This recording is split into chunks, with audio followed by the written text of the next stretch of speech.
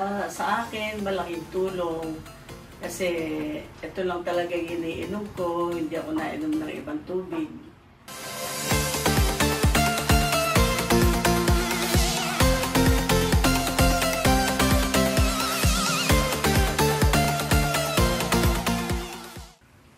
Hi, magandang umaga, magandang hapon o magandang gabi kung anong oras nyo man ito pinapanood. So, ngayon po nandito kami sa Sampaloc area sa napakagandang bahay po ni Mrs. Ramirez.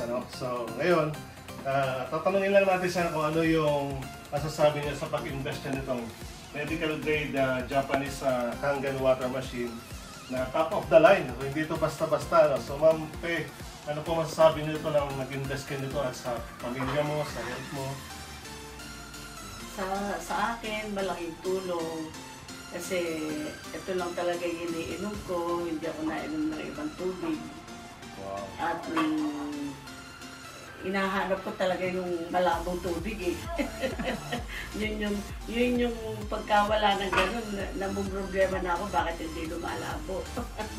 Alam ko yun ang makakatulong sa health ko. Yung maraming active hydrogen. Oo.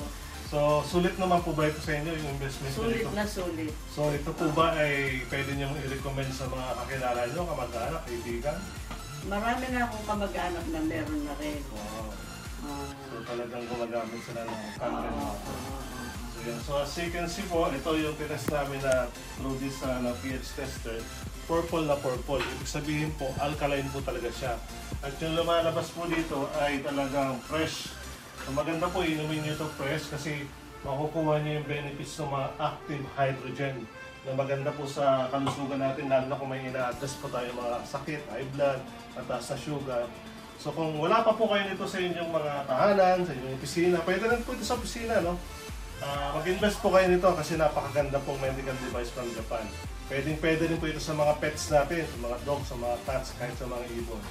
So maglalagay po ako ng website link dyan para puntahan nyo at malaman nyo kung gaano kaganda itong medical device na Kangen water from Japan. So yun po, God bless you po always and ingat po kayo. Ingat po kayo. God bless po.